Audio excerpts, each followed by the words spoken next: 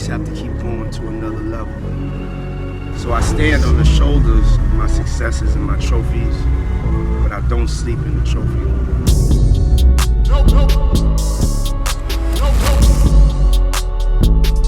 No sleep. What up, what up? My name is Los Antonio. Welcome back to No Sleeping in the Trophy Room, the conversation fueled by motivation, experience, and truth. And I'm extremely excited to be joined by my guest tonight. This man right here wears many hats, and he wears them well. He's an entrepreneur, veteran photographer, a father, and a full-time marathon runner. I'm talking about the one, the only, Jorge Peniche. Jorge, what's going on, my brother? What's going on, brother? Thank you so much for taking the time. Thank you for having me. To sit it down right here at No Sleeping in the Trophy Room. Long time coming. Absolutely, for real, man. Really is. Yes, really sir. appreciate you for taking the time, man. Of course. Thank you for having me. So Jorge, there's so many places we could start. Sure. But I want to start where it all started for you in San Gabriel, California. Talk to me about some of the lessons you learned early there, some of the values, and just some of the how coming up in San Gabriel shaped your perspective on life. Okay. So my family moved from Mexico City when I was 2.5. We moved to a city called Rosemead, which is a neighboring city of San Gabriel. Just in terms of like to help people allocate and know where San Gabriel and Rosemead is, because it's not like one of the major like touch points of LA. Right. It's a working class suburb about 10 to 15 minutes east of downtown LA, where we're at currently. Growing up in Rosemead and San Gabriel, demographic wise, again, working class families, half Hispanic, half Asian. So having friends on both sides and both being, working class immigrants, you kind of get to see the sacrifices that people make, coming from other countries.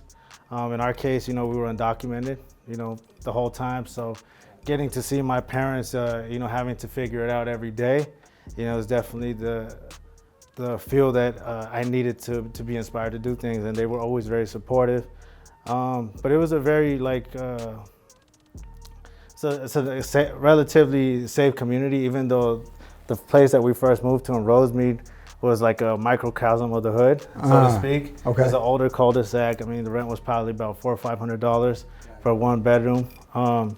And it was about 5 homes, and we were the only Mexican family there. Okay. All our neighbors were Mexican American, which, for all intents and purposes, to some degree is very similar. We're from the same place, but culturally there's certain things that, Mexican American people are different and like the Mexicans. So very much so growing up in my household was pretty much, very traditionally Mexican. Let's talk about that. Let's talk about how you grew up with, with immigrant parents. How did that, shape your hustle early? Like you watching them work, you seeing them, what did they? Okay, so, very much like a lot of working class immigrant parents, they ran through the ringer of odd jobs. My dad did a bunch of different things, but most notably what I remember early, when we first moved here, he sold Mexican movies, like VHS movies and like Mexican novelty items and snapback hats that were related to Mexican culture. So pretty much going from business to business selling. Right. Entrepreneur, right? Then mom, back in Mexico, she was a stewardess. And then she took she had some downtime in between. Right. And when she moved here, she did silk flower arrangements with my aunt.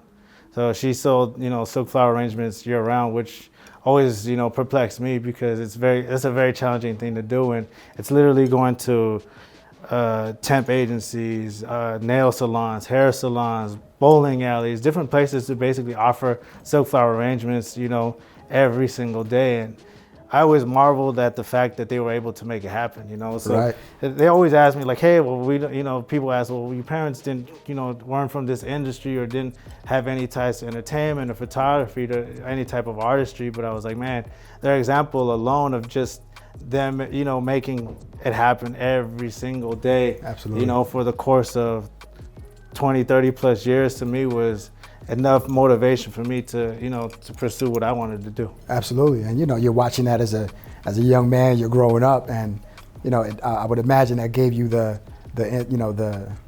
desire to go outside and go do it yourself and figure it out. For sure, to me it was just no excuses. Right. They came they came with a lot less than I did. You know, for me, I got a pretty good starting point as far as doing all my schooling here, all my education here, getting to assimilate to some degree to the culture here. You know, so I got a head start, and, you know, they made a lot of sacrifices. So for me, the pressure of that sacrifice, you know, weighed heavy on my shoulder, and, you know, forced my hand to, you know, to make it count. How would you describe your access to arts, you know, things like that coming up? You know, was the arts kind of like something that was around, you know? Yeah, definitely. The arts was always something that was,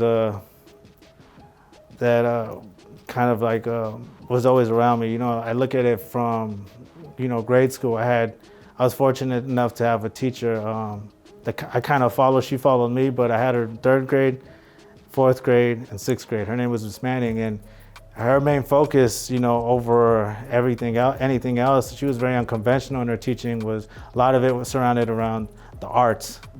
You know, so she exposed us to a lot of art early on, a lot of music early on that you might have not had, you know, at home. You might have not, you know, been exposed to at home. Right. And then my dad himself, you know, he's an artist as quiet as it's kept. You know, I remember he would help me with school projects, and, you know, I would come out, you know, with a phenomenal like design or graphic or illustration that my dad would do. I remember like in 4th grade, he helped me illustrate a hummingbird, and it looked like a picture. Man. You know, so that was a hidden talent of his. Obviously something he never got to really exercise as much as he probably could have or should have. Right. But it's circumstantial stuff. So again, because he couldn't, I have to. Right. I was about to Right. say the apple doesn't fall too far from the tree. For sure. And my mom, she's a logistic genius, you know, and she's super administrative, and she knows how to delegate, you know, tasks to the right people, and she knows how to juggle. So I think in some facet, I take after her on that. I read that that you used to go with your sister to an art class, and that was your introduction to tech, creative software, you know, Photoshop. Yes, Can you sir. talk to me a little bit about that? So my sister, my only sibling, my sister Marcella, she's 9 years older than me, and she majored in graphic design. And so when she was going to school for graphic design, I would tag along with her, you know, because her classes were typically after, you know, school hours for me, whether it was, I think it was like, I might have been in middle school or high school when she was going to college. And so I was completely unassuming, sitting in the back of the class and just soaking up the game. You know, I didn't have access, I didn't have a seat at a computer and, you know, get to go through the How old were you at the instruction. time? I mean, if she was 17 or 18, I was 9. Wow.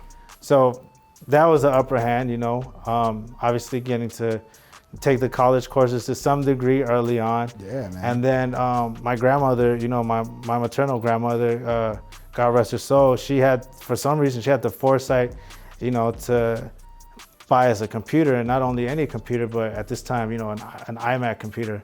And I know now it's kind of like commonplace to some degree to have a Mac in your home, but we're talking about over 20 years ago. Right.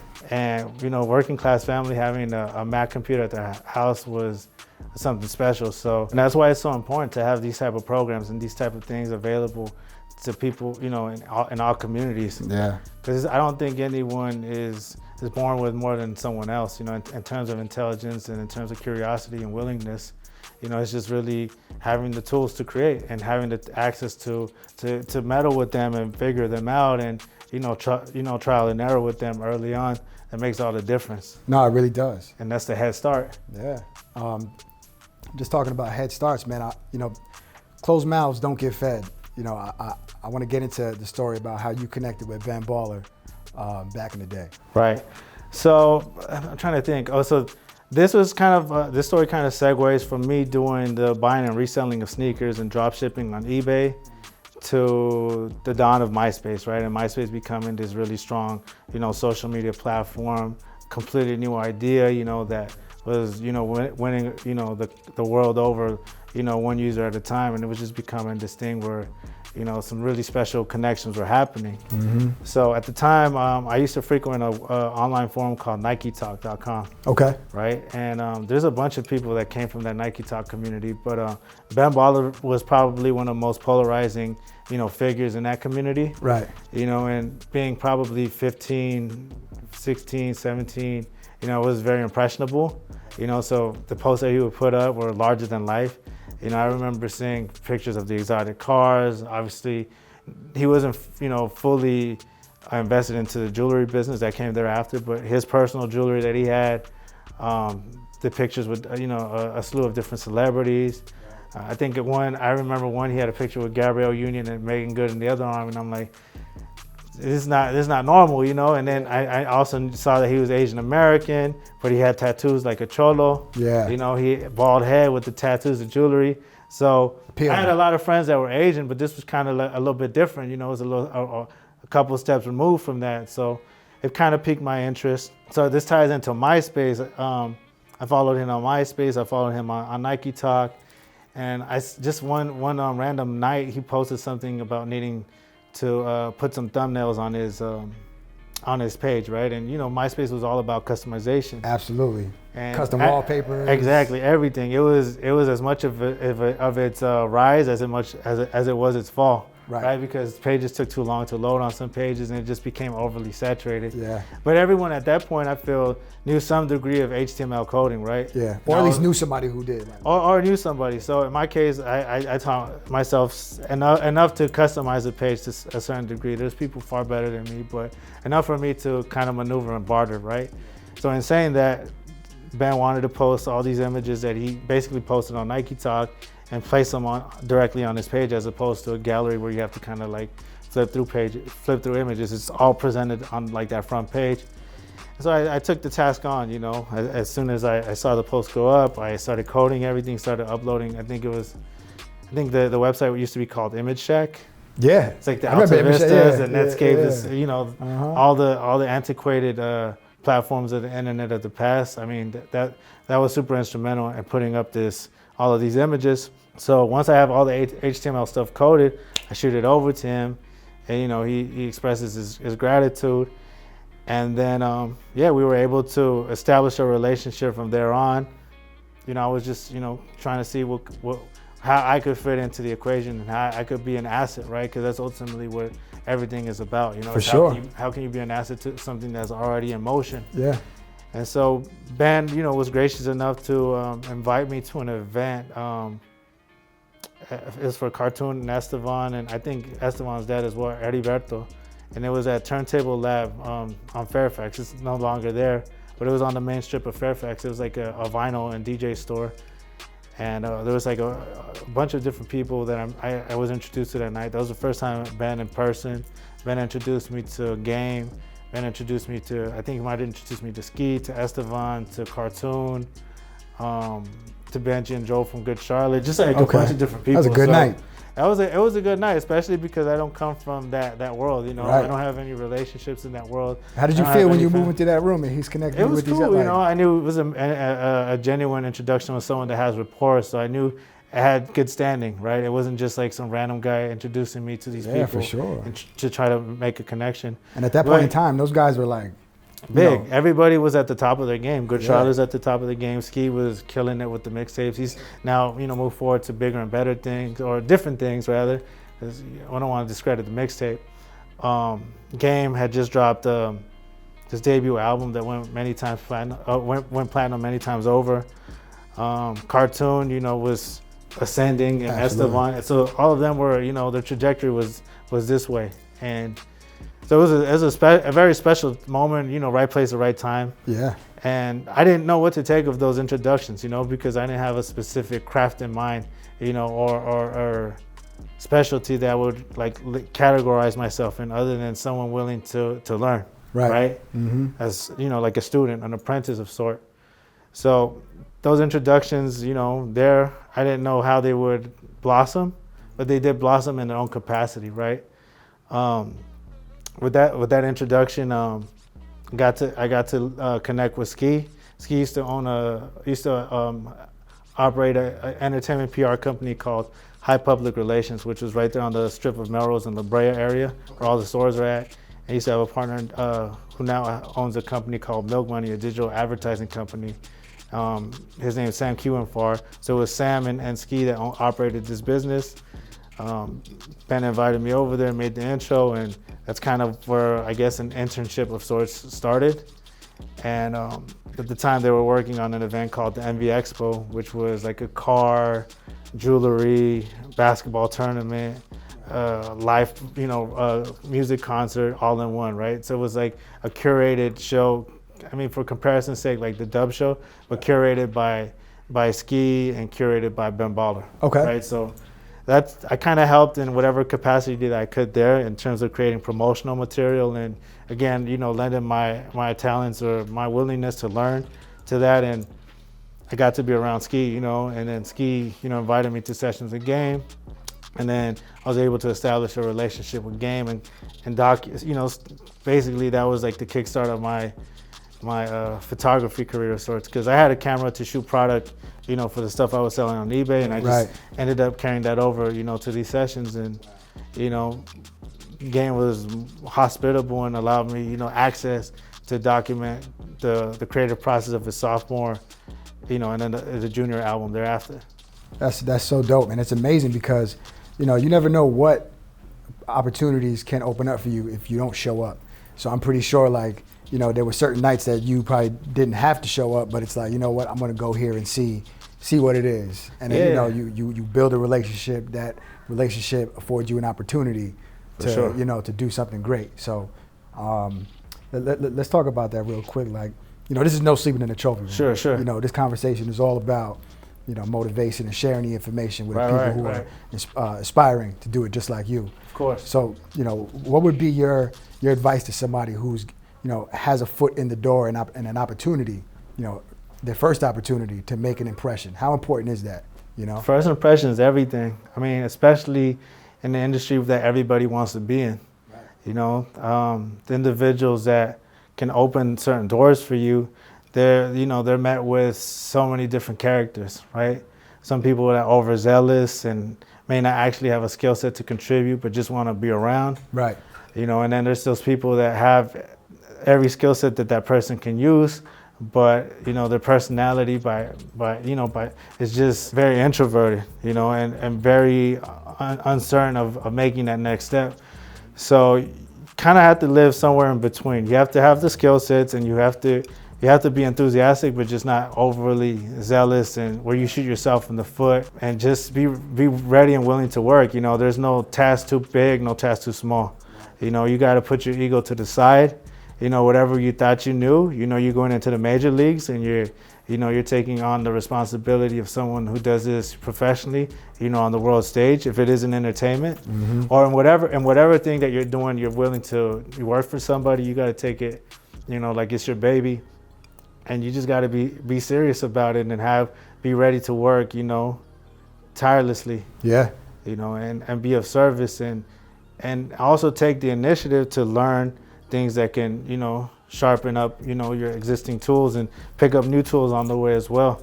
And just, take the opportunity that you're around somebody that has some type of success, right? Or has achieved certain things.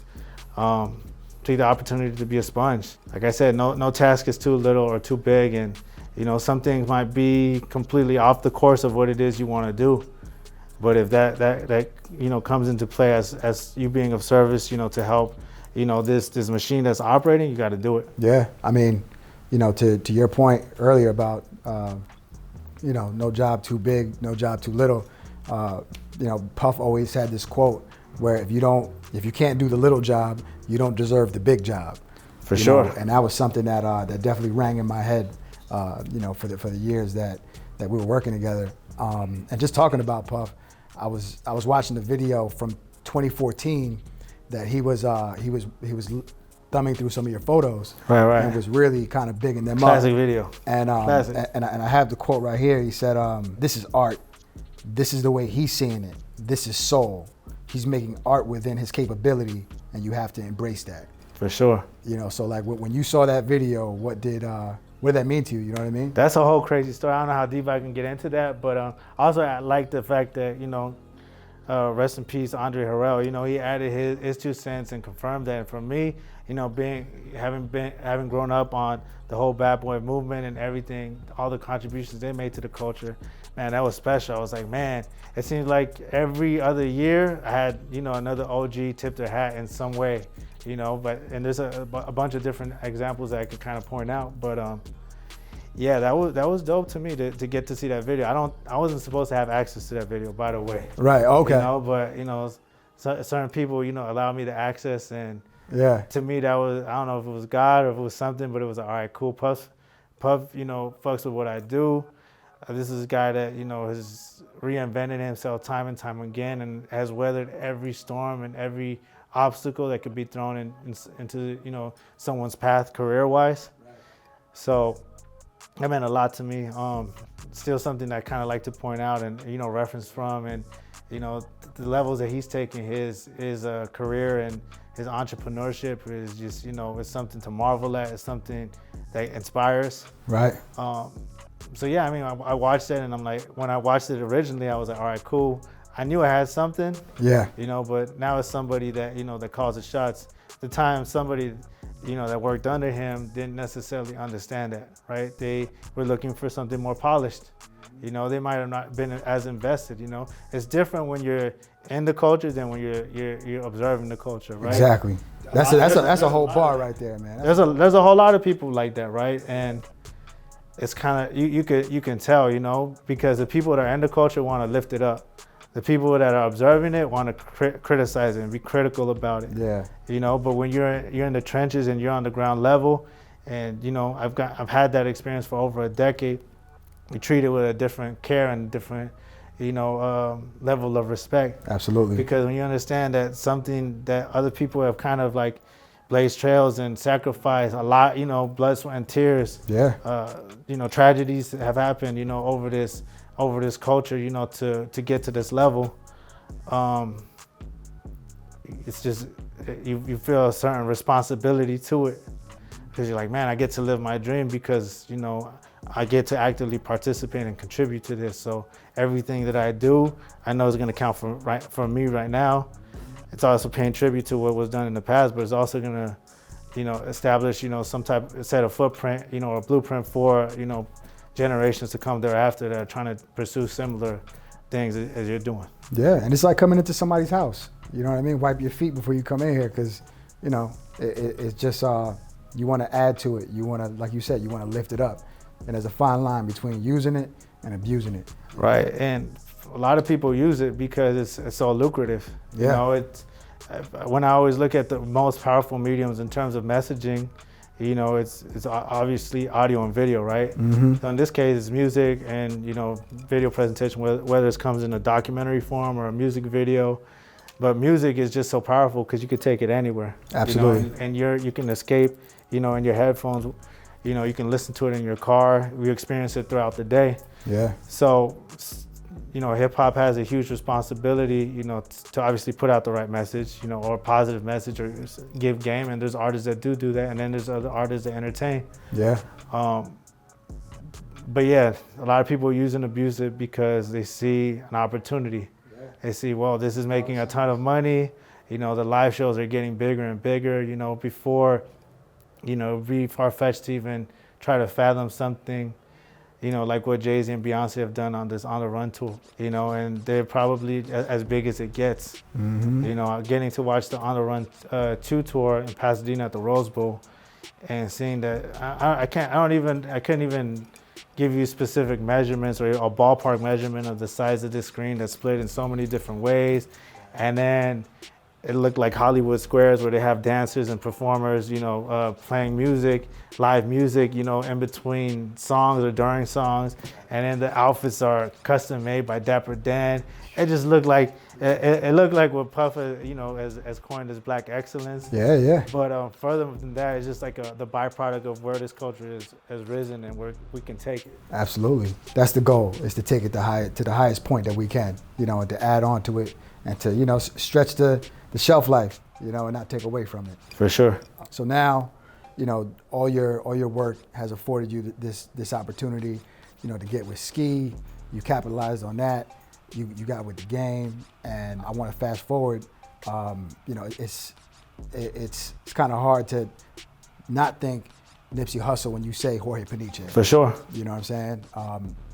Can you talk a little bit about how you guys linked up? I was, lucky enough to have a friend, my friend Will, who at the time did music. He used to go by the artist name Mr. Don't Know.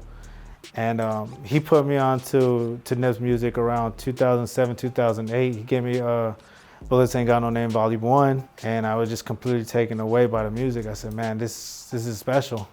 The music had as much of a nostalgic feel to it that we love here on the West Coast, but it also had a updated take, on what was happening, what was going on in the streets, and it felt refreshed, and it felt introspective, it felt elevated, but it still felt raw, and it felt authentic, like I believed what he was saying in the music.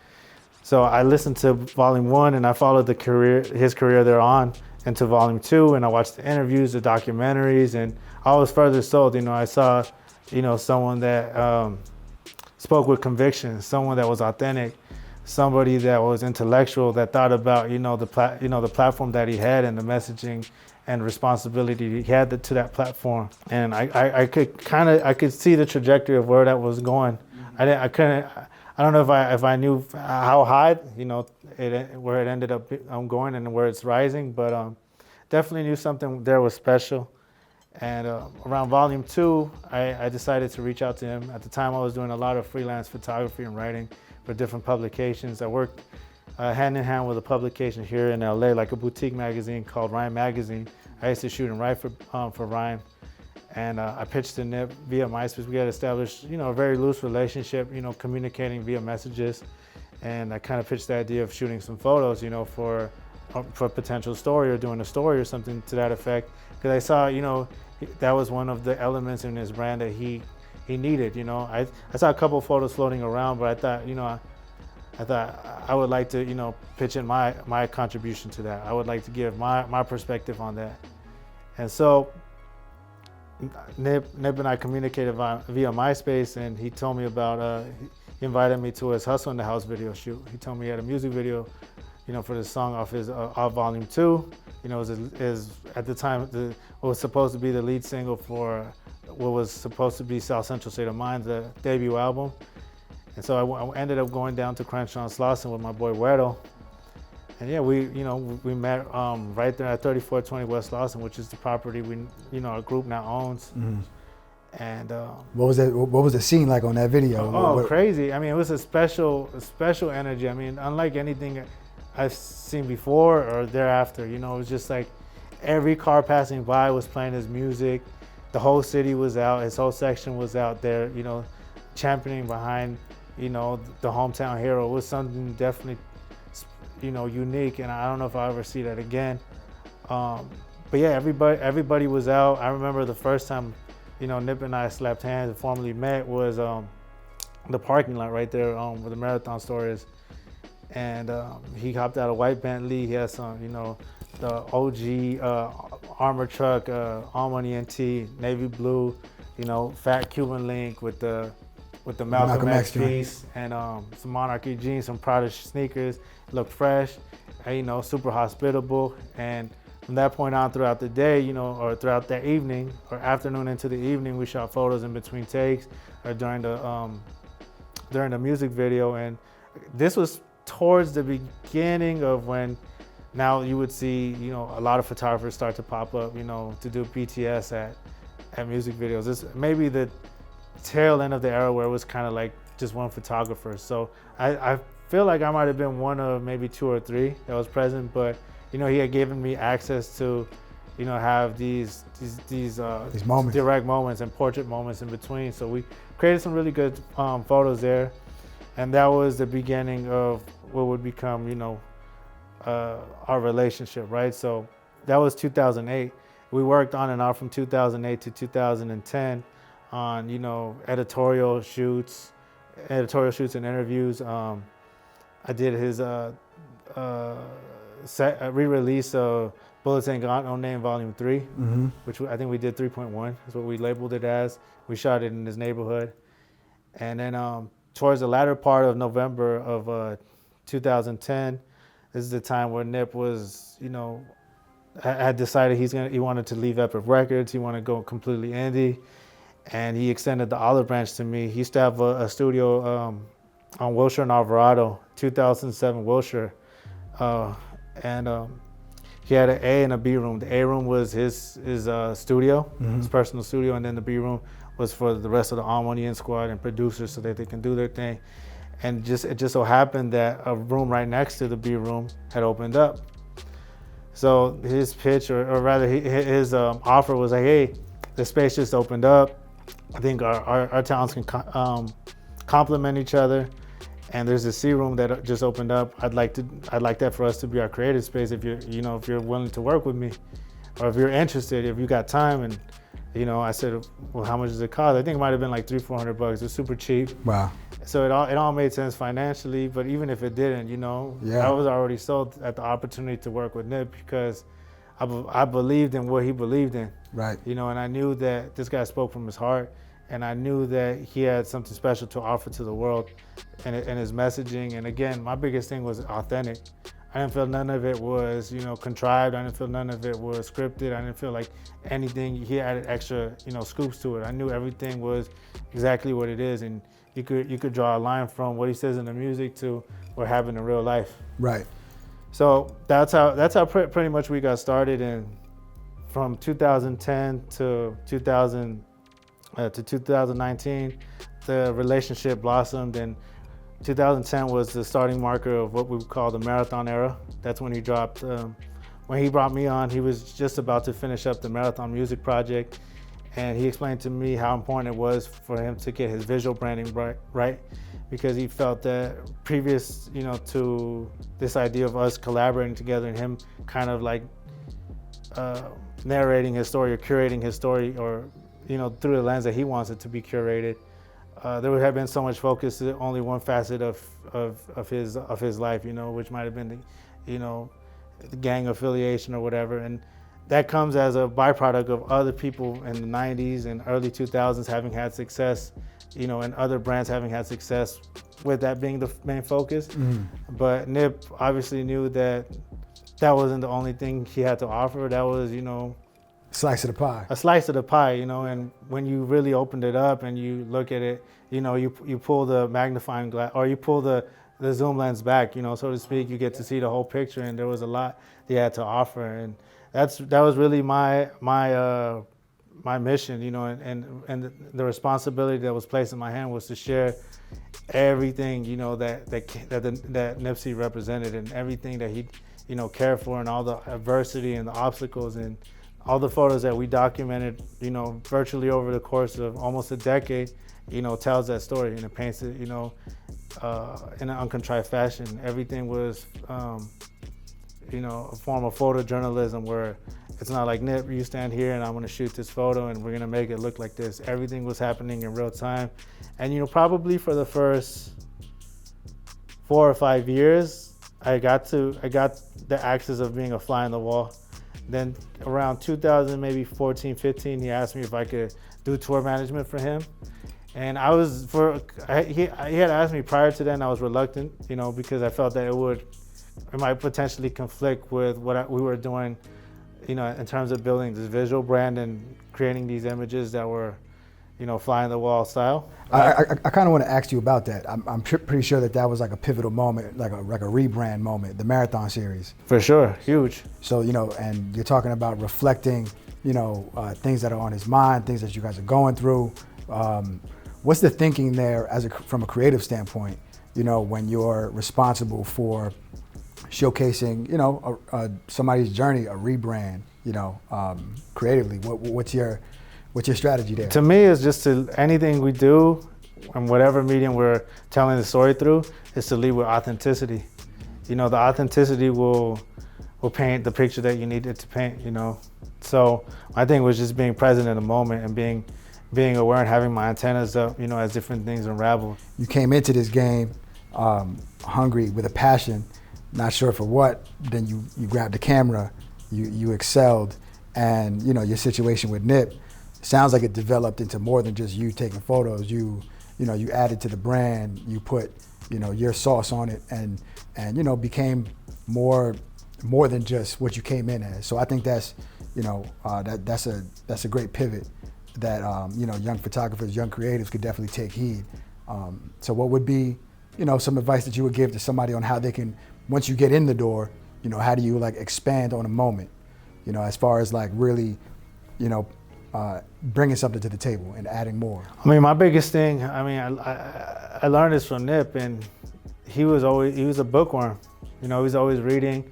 He was going to, we went to YouTube University, because that's where you get the latest and greatest info.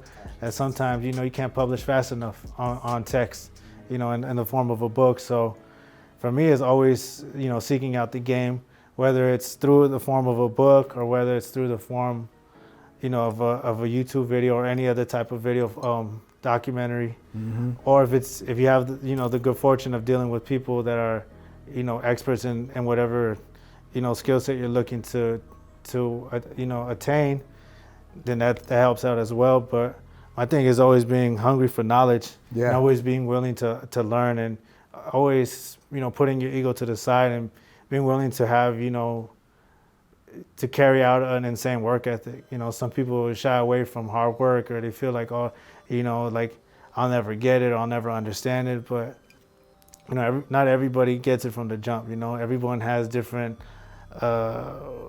ways that they grasp concepts or information. Some people are just off the rip. They see it one time and they got it. Yeah. Some people it takes through actual practice of that craft. But yeah, my biggest thing is just being willing to learn and always seeking out information. Absolutely. That's it. Especially in this rapidly evolving, world where new technology is coming out every other day. Yeah. And where information and ideas are being exchanged, every second. You gotta be, if you want to be at the cusp of that, you have to be on top of it, and you have to always be seeking it out. Absolutely. Because what you learned last month might not apply it necessarily, in certain things, today. Right. So in short, don't sleep in the trophy room. Of course not. Never. Like, just never. There's never. I've always felt like my ambitions, will supersede, my lifetime. So we run this segment, Jorge, on No Sleeping in the Trophy Room called Tweets is Watching. Sure. So I did the due diligence, and I went through your Twitter feed. Cool. And I have some tweets here that I'm going to read off. Just want you to expand on them, and let's break them down. Sure. Tweets is Watching. Right here on No Sleeping in the Trophy Room. So the first tweet is from 2015, April 23rd, 2015. You said there's riches in niches. Right. And talk to me about it. So the idea of riches and there's riches in niches has always been something, as an independent entity and as a company, something that we believed in, because oftentimes everyone wants to blow up, overnight and get all of the success overnight, right? And everything is instant. Once again, if it's, there's 350 Americans, in the U.S., you want to capture the hearts of 350 Americans, right? And you think that's the only way, the only road to success. In our case, we were all about, creating an engaged following. So I'll give you an example, right? And riches in niche, there's riches in niches, right? So I remember we would do pop-up shops practically in every city we touched down in, right? And we had set up a pop-up shop. I'll give you an example in Boston, or like in a major city, Boston, New York, in comparison to a smaller city like Louisville, right? So I remember anytime you go to the major cities, there'd be, lines around the block, a ton of people, and, that's super encouraging, from, a brand standpoint, because you're like, man, a bunch of people came, we're selling product, like we're gonna do well, on a commercial level. And so what you come to find out sometimes in those instances is that maybe there might have been 500 people there, but only 100 of those people ended up, purchasing something. And the other 400 came, to slap hands, show respect, take a picture, and, push out, right? Whereas you can go to Louisville. I remember it was not as encouraging, right? It might have been 40, 50 people. And you're like, damn. Right. Like that's a sliver of what we just had in the other city. Are we not really impacting in this market as much as we are over there?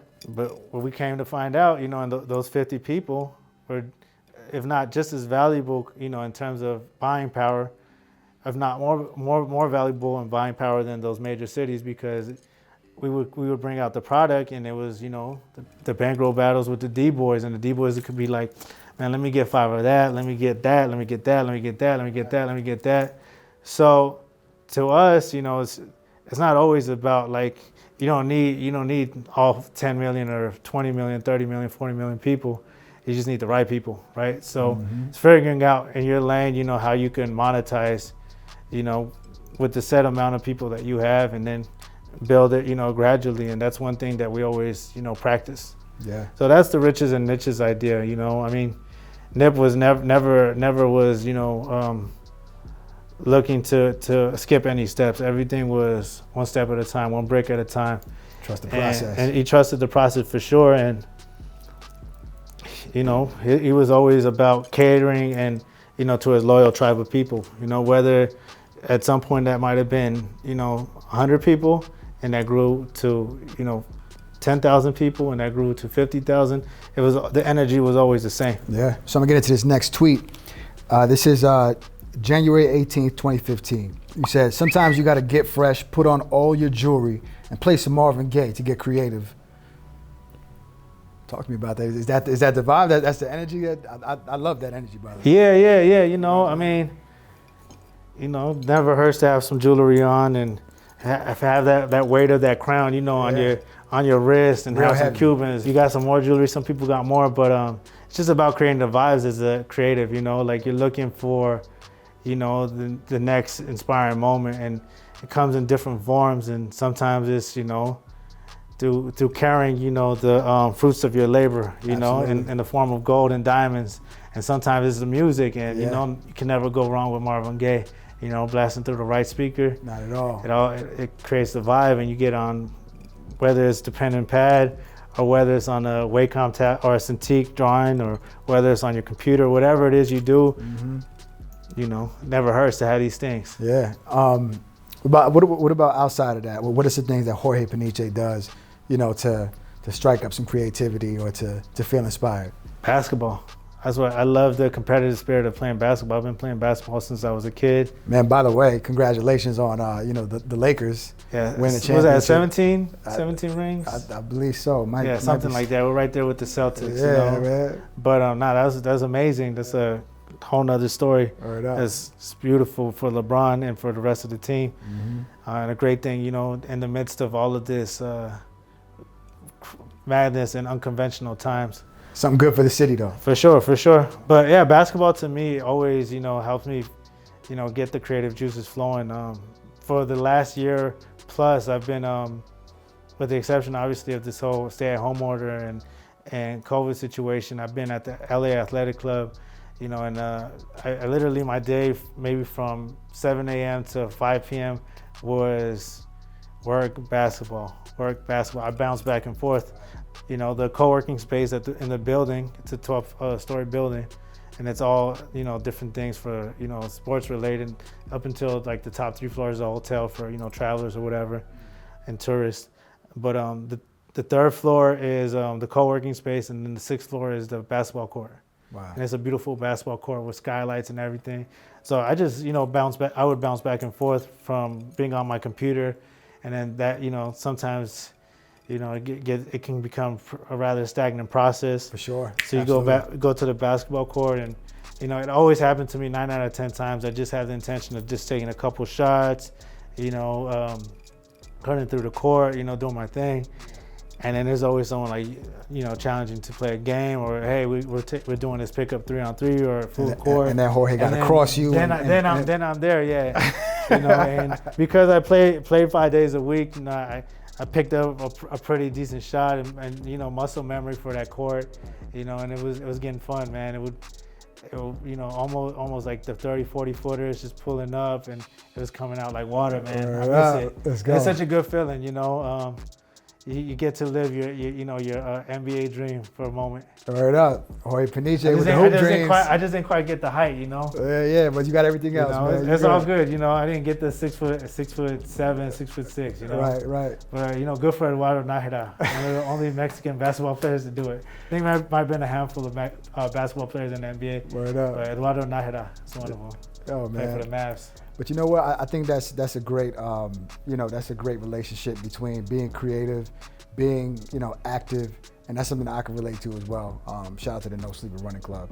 But, it's a great marriage, being healthy, active, and, getting back to creating, you know what I'm saying? Taking care of in here, taking care of in here, and then getting to the work. For sure. And especially for people who look and sound like us, an active, healthy lifestyle sometimes is very far away. Yeah, for sure. I mean, you dedicate yourself entirely to your work, and you remove yourself from, physical, workout outside of, work. Sometimes people work construction, they're like, man, I already work out. Yeah. And it's like, that's one type of workout, but it's a whole different type that you got to get your mind right and your body right. Absolutely. We're trying to be around, man. Yeah, I mean, all the work you do, would be to, it'd be a disservice not to be in good physical standing, and have health problems, once you amass a certain level of wealth, to have problems with not, with walking, your hip problems or knee problems or breathing problems or, obesity, God forbid, all those things, can have effects on your hustle too. Absolutely. When you're healthy and you're sharp, you just feel better, create better. Yeah, there's one thing that Puff said that definitely stuck around with me too, man, is you have to hustle like an athlete, and I feel like that's something that I live and breathe to this day, man. When I'm out here running, I'm planning out my day, I'm planning out, the next move, who I should call, I might call somebody while I'm running. So if I've ever called you and I sound out of breath and I'm just running out of block, it's just what it is. For sure. But I feel like there's a hustle like an athlete is something that, that's something that I live by. And to that point, the athlete has no promises, if they're, whether they get to start again the next game or the next season or the next year, those careers sometimes are short-lived. Absolutely. Because of the level of competition and expectation, on that stage of, to perform at a certain level. So the same thing, applies to anything else. Like I think to add to what Puff says. Yeah, it's real, man. So this last tweet right here, this is October 9th, 2016. You said, never take advice from someone you wouldn't trade places with. I love that one. For sure. I mean, I always look to take advice from people that are seasoned, that have been, to where I want to go. Mm-hmm. Sometimes everyone's always has an opinion or has some type of advice to dispel on you, but unless they've experienced it firsthand, it's hard to validate it. Yeah. It always comes with an asterisk next to it, because you're like, you're giving me this advice. It seems more aspirational to what you want to do or what you want to be, rather than experience based. Right. So that's pretty much it in a nutshell. It's not that deep, but I really don't take advice from people that haven't been in the shoes that I want to be in. I feel like that's other than life advice, because sometimes life advice it's not specific to a career or anything like that. Sometimes someone that may have gone through so much adversity might be, falling on hard times, they'll give you some game that no type of career or no type of anything can give you, so there's always something to learn from somebody, by the way. That's not to discriminate or negate the fact that there's something to learn from people of all walks of life at any level of the game. But when it comes to specific career advice, I'm looking to get it from the experts. Absolutely. Keyword, experts. Yeah. You know what I'm saying? Not self-proclaimed. Right. There's a lot of that now. So yeah, man, so we're gonna get into this next segment right here, No Sleeping in the Trophy Room. It's called Picture Me Rolling. So I went through your Instagram, I grabbed 3 photos that I'm gonna show you right here. Would love for you to expand on these. Sure. Picture me rolling, Jorge Peniche. Cool. So we're looking at picture number 1 on the far left? Yeah, let's go left to right. Okay, so the far left image is an image of Kendrick Lamar, formerly known as K-Dot. This was in Carson, California. What was, or probably still is, the original Top Dog Entertainment headquarters. The Top Dog had I don't know if it was maybe 2 or 3 homes at the end of that cul-de-sac in Carson. And one of them housed what was the studio, which was the building block of, what's now the empire of TDE, right? So I've known Kendrick and the whole Top Dog crew since, the beginning of my career, essentially, since 2006, 2006 when I was first introduced to K-Dot and to J-Rock through Game. Okay. And I established a really good relationship with them, and it was always love, and been in countless different studio sessions early on. So I got to see, the creation of a lot of early music and a lot of still sharpening still, because it was just a circle of MCs that were hungry. Top Dog is a complete architect, as far as I'm concerned. He created a harboring environment that was going to create, that was one way or another, always bouncing back ideas, and always had the tools and access to the studio for people that were hungry, like a K-Dot, like a J-Rock, eventually like an Absol, like a Ali, like a Schoolboy Q. I got to see all of those careers, some form or fashion, flourish, in that ecosystem that Top built. So this image in particular, this was just months leading into Kendrick's Good Kid, Mad City release. This was an editorial shoot I did for Juice Magazine, which is one of Europe's biggest hip hop magazines. And so, we just had a really candid conversation that day. Again, we had rapport, so we knew each other well. I think I had like a Gucci watch at the time, like a gold one, and Kendrick offered to buy it for me. I had first sentimental attachment to it, so I said I gotta keep this one. Right. Like I'm sorry I can't do it. Right. But I knew in this moment that he had something up his sleeve. Like he knew that he had something special coming up on the horizon. Obviously there had already been rumored conversations about the project, and obviously Dre's involvement in it and everything that was expected from this project. But I feel like with Kendrick, it's always been like he's always been a big team player. Yeah. From 2006 to leading up to Good Kid, Mad City, is where I was. I got a front row seat to kind of see these relationships unravel. He was always playing the back to J-Rock, always a team player. J-Rock at the time was a front runner. He had his project, his debut album coming out, and Kendrick rock stages with him. And some probably over 50, probably in every city you can imagine in the U.S. Right? They probably covered. So Kendrick in this image is just.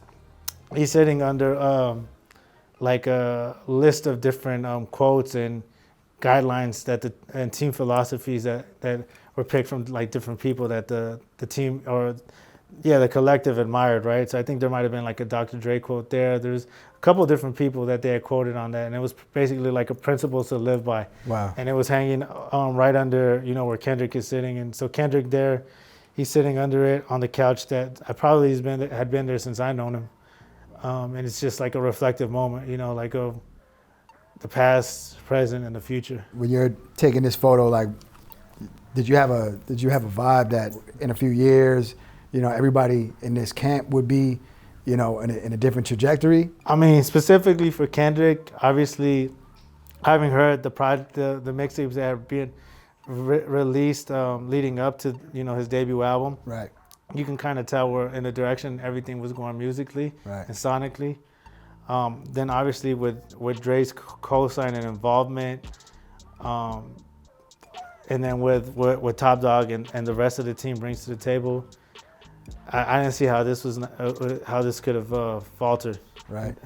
And sure enough, it lived up to expectation and surpassed it, and Absolutely. He did amazing things, and it was a foundation, for what's become a really illustrious career. All the way leading up to a Pulitzer Prize. It's inspiring to me. Anytime I reference back to his story, it inspires me. Yeah. So let's get into this next photo right here. This next photo is of Nas. So this was an interesting project that I took on, not knowing who I was going to shoot. So a friend of mine from high school. So you didn't know that you? No. I took it on without the talent being revealed. It was like this weird internal policy that the company had. Right. But whatever, not weird, but just unconventional is the word, right? So a friend from mine, a high school friend of mine, connected me to someone that was working at Imagine, which is Nas's company, a management company. So he connected me with the person at Imagine. They said, hey, we need to shoot this billboard for a salon based in Atlanta called Salon Ramsey. We're shooting it with a celebrity. This is, we're working with this set budget. Are you willing to take on the project? So this is the first time I've ever even considered shooting a project without knowing the talent that I'm shooting. Right. But at the end of the day, I'm a hustler, so I didn't think it could be that bad, right? And I kind of connected the dots, coming from Imagine. I said, very likely that it's someone from the roster, that they manage. And then when I think of haircuts, I mean, there's no one that is more synonymous, with the freshest fade, the reigning champ for 2 decades than Nas, right, with the half moon part.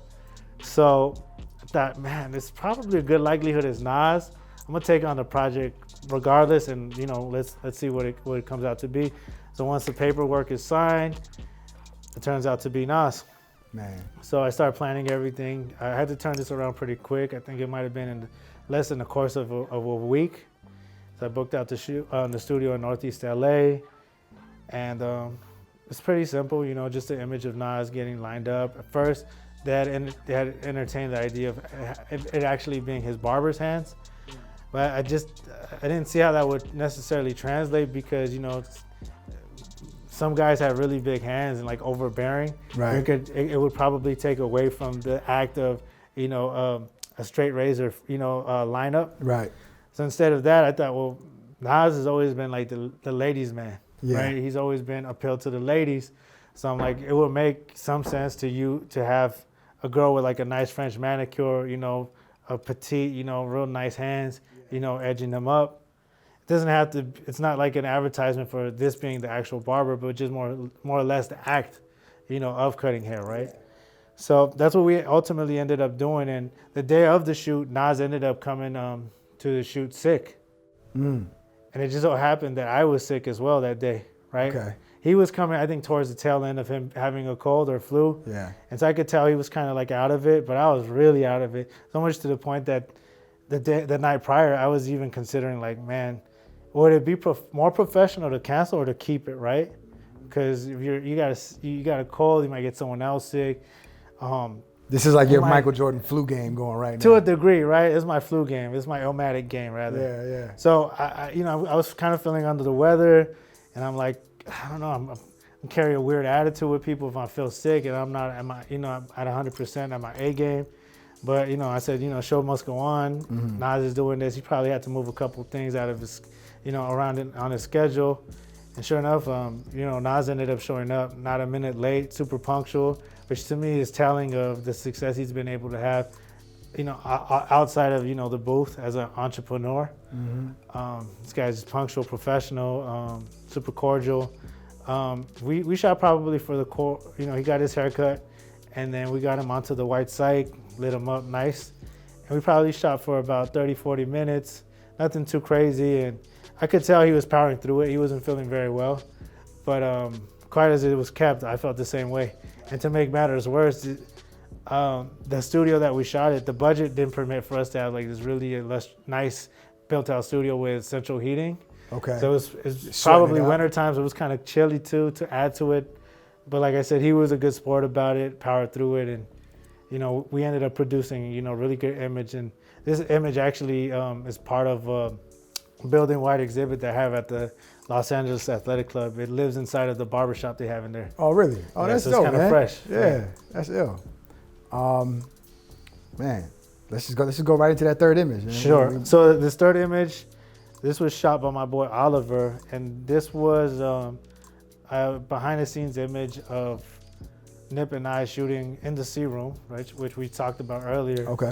And this image was produced when we were shooting the marathon cover. So in that image, I have my tripod, Nip sitting on my Pelican camera case, so that's his seat in this image.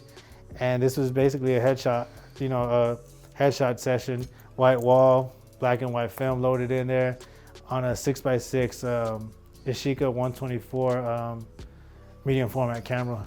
And so just classic portraits. So this is when I put on my Avedon hat.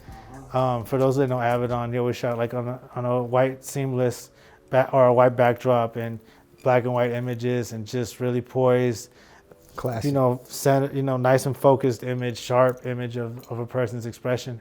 So this was, you know, in that same vein, and this image to me is super special because I didn't always necessarily have the foresight to do behind the scenes of certain shoots. You know, sometimes I had someone that was nice, you know, from my team, or a personal friend that was kind enough to do it, or someone that, you know, wants to apprentice under me that would come and shoot, you know, BTS. But this image in particular is near and dear to me because it encompasses so many things. It encompasses, you know, obviously the relationship that Nip and I had, the starting point of, you know, our business relationship and collaborative relationship, our brotherhood.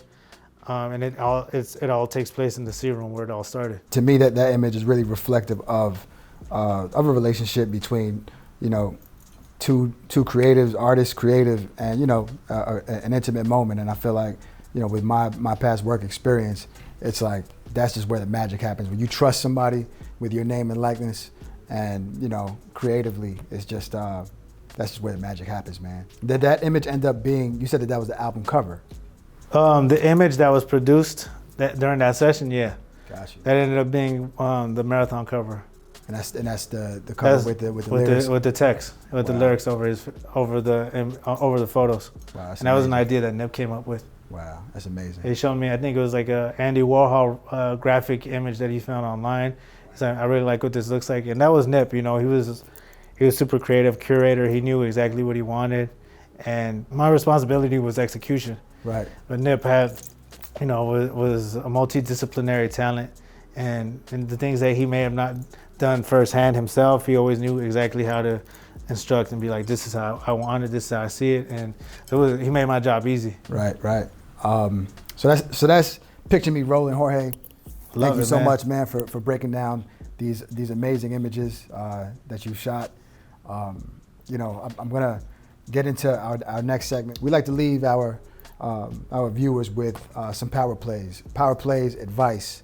You know, because again, this is no sleeping in the trophy room. Or, you know, this is all about motivation, sharing it with, you know, people who are aspiring to do things just like you are. For sure. You know, what are some power plays that you could share with the people watching at home?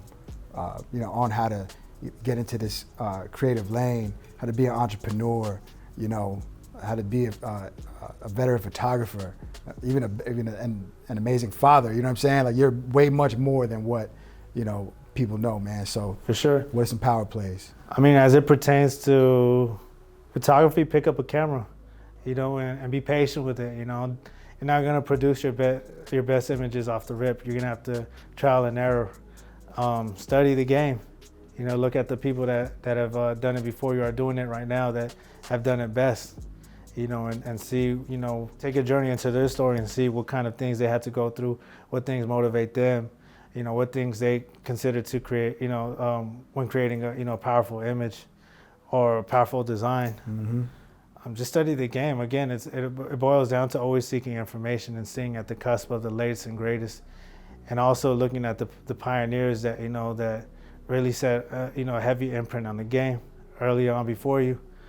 In this era, learn the technology, you know, because that's the biggest thing at this point that, you know, differentiates, you know, the dinosaurs from, you know, the people flying the UFOs. Right. You know, yeah. Everyone has access to the UFOs, you know, to fly the flying saucers, but some people just don't want to learn the technology. For sure. You know, and the people that don't adjust or don't adapt, you know, they become extinct. For sure. You know, other people that are younger, that are hungrier, that are more proficient with the technology, you know, eventually their talent catches up, and their hustle was already, you know, superseding that person that, you know, kind of got comfortable. So it's also never get comfortable. You know, there's levels to this game, and, you know, even at the top of it, you got to maintain it. As it comes to being a portrait photographer, build better relationships with people, you know, build better, achieve better communication skills, because that's an important thing as well too. As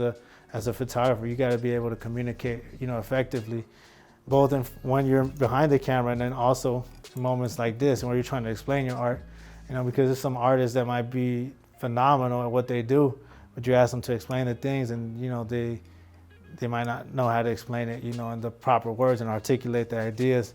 And, you know, the world is a war of branding and words. Absolutely. You know, and some people have the gift of gab and their work might not be that good. Yeah. And they just, you know, knock it out the park. They convince you, you're like, yeah, I get it. But now if your work is equally as good as your, you know, your dialogue or your conversation behind what you're doing, you're out of here. Other things, just have like a tireless work ethic where you work, you know, where you empty out the tank. That's one thing that I learned from Nip. He always emptied out the tank. He never left anything on the floor. It was always maximizing, you know, the day and his energy and his talents. And, you know, I would see he would work himself to exhaustion. You know, his brother, you know, Sam is the same way. Everyone on our team is always like empty out the tank, is leave no stone unturned. And just take advantage of the days that you have present in front of you, you know, that you're living, you know, because not everyone is afforded that same luxury. You know, some people, you know, are born with certain handicaps, you know, that create obstacles and normal things that we might not even consider. Right. Sometimes, you know, if you're an immigrant, there's loopholes that you have to find just to do things that people do, you know, that were born here, that's like a birthright to them and it's easy for them to do. Yeah. But yeah, just work with faith, with purpose. Those are the two things. It's the foundation. Yeah, faith and purpose, man. If you don't have those two in your corner, you know, it's gonna be a journey without a fruitful ending. So what can people expect next? You know, from Jorge Peniche, from the Marathon agency, the Marathon Collective, All Money In team, everything. Like, what can people expect? Man, just to continue and pushing, you know, the amazing legacy of Nipsey and Fats. You know, like I said, I feel like tasked with bringing all of my talents to the table and, you know, continuously getting better and, you know, even taking on tasks that I haven't taken on previously. Just making sure that we uphold, you know, their legacies, both Nip and Fats, and make sure that the world knows about their stories and their contributions, you know, to culture and the contributions to the world and what they represent and what they stood for and what they stand for. Making their kids proud, you know, making sure everyone in our team's family is straight. Making sure that the brand continues to inspire, because that's one thing, you know, that is always done. And, you know, Nip was always, you know, his words, his actions always inspire people. So it's making sure that we continue in that tradition of, you know, through opening businesses, through the communication that we have with people, through the philanthropic efforts that we do, that we take on, you know, that we inspire others, you know, to do better and to leave this place a little bit better than when we first, you know, laid feet on the ground, you know. So yeah. That's ultimately the biggest thing, man, is just do work that inspires people. Yeah. You know, whether it's in the same realm of what you're doing or could be other things. You know, I got to see that with Nip. He inspired people of all walks of life. You know, I remember us being in San Francisco, where it's a big tech city in the Bay, and it was like a guy, you know, that didn't look anything like he listened to rap at all. You know, it's completely unassuming. You know, not to stereotype, but I was hard pressed for him to be as in tune to know Nip at the time. This was prior to, I think, the album dropping. And he just, you know, big upped him. He's like, man, you know, like he was there on his laptop, you know, caught Nip out of the corner of his eye, you know, took the initiative to present him, you know, to present himself and, you know, just express his gratitude to the music and how that affected him. And I saw that, you know, multiplied, you know, thousands of times over with people of all walks of life. Right. So I know that the engagement, you know, is there because of Nip. And I know that there's a responsibility to those people to continue to inspire. So through the Marathon clothing, continue to drop collections that, you know, get bigger and better and, you know, sharper, and they continue to elevate and the brand continues to grow, you know, and online keeps getting bigger. The brick and mortar stores start popping up in the cities as, you know, as Nipsey envisioned and Fats envisioned. The collective, you know, that's a whole new space that we're engaging in. You know, we had our Nip help us break down the door, you know, with us doing the Marathon OG strand. And now we're rolling out different strands. Now we're learning the whole game of, you know, the cannabis industry and, you know, albeit it's very lucrative, it's also very challenging. There's a lot of politics tied to it. There's also not a lot of people who look and sound like us. No, that's another thing, you know, what I mean? that's something that's exciting as well, because for the longest time, you know, the use, the consumption or sale of marijuana has been criminalized. Absolutely. And, you know, the people that have suffered the most from those policies have been, you know, black and brown. So the fact that this is a black-owned business, you know, and it comes from where the culture of marijuana, you know, thrives from, and influence is as influential, you know, as anything else, you know, which is the streets, and it comes from LA and from the West Coast, and, you know, it'd be hard pressed to say that there's weed anywhere better than, you know, in California, you know. And I think from experiences and just seeing, you know, in different parts of the country, everyone usually tries to get it from here. Absolutely, right? yeah. Something in the water or something. I don't know. I think it's something in the water, man. It's definitely something in the water. For sure. But no, I think that's amazing. So people could just expect, you know, more new projects, more new ventures. Yeah, I mean, our team is hungry. It's spearheaded by, you know, some really good leaders. You know, obviously we have Sam and Adam, you know, original founding members of the team, you know, that are always looking to invest the next dollar in the next thing. And, you know, like I said, our team works, you know, day in and day out, trying to figure out, you know, how to continuously get better, how to have a better experience, you know, how to provide a better service or product. Has been our initiative since day one, and, you know, definitely nothing that we've deviated from, you know, in current days. So with every episode that we do, we love to end it with a champion's mantra, a saying, a ritual. Like if we were in a locker room and there's a banner and we slap before we go out and we go play this game, you know, your champion's mantra. What is Jorge Peniche's champion's mantra? Stay on course and go hard. Word up. That's it. Stay on course and go hard. Yeah, because sometimes I feel like we get discouraged by not yielding results at the time that we want, you know, to yield results. Sometimes we're like, this was supposed to take 2 months, you know, so I start seeing results, and sometimes it doesn't come. But you have to stay on course and just continue with the same faith and the same enthusiasm as you did when you started off, and, you know, eventually, you know, something's gonna happen. You know, it's crazy. I've been I picked up one of the books off of Nip's book list, 3 Magic Words. Yeah. And one of the recent chapters I've been reading was on, you know, faith and just your faith versus like what reality serves you. And to your point, just, you know, stay the course and just go hard. You know, even if like the world hasn't given you back the results that you want in that time space, like it's not on you. It's on your effort, and it's on just the alignment. You know what I'm saying? It's a lot of things, man. There's so many intangibles that it's hard to determine or hard to project, like when they're gonna hit. Yeah. You know, like everything has its place in time, and if you're on a course to doing something and you feel like this is what you're supposed to be doing, somehow, some way, you know, the universe conspires in your favor. Absolutely. But it only conspires in your favor if you stay the course. Absolutely. Because if you deviate and, you know, drift off into different lanes every time you get discouraged, you know, you're never gonna end up at your destination. Absolutely, and that's it. And we're gonna leave it at that, man. You know, we've stayed the course. We've been talking about, you know, sitting down for sure for at least a year now. Yes, and sir. There's no time like tonight, man. And Jorge, I want to thank you so much for taking the time. I appreciate you. To step into the trophy room. I look forward to everything that, you know, that you have coming up, you and the team. Again, man, thank you so much, man. Appreciate you. Appreciate you, brother. My dog.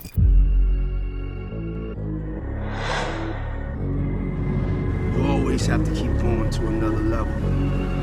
So I stand on the shoulders of my successes and my trophies, but I don't sleep in the trophy room.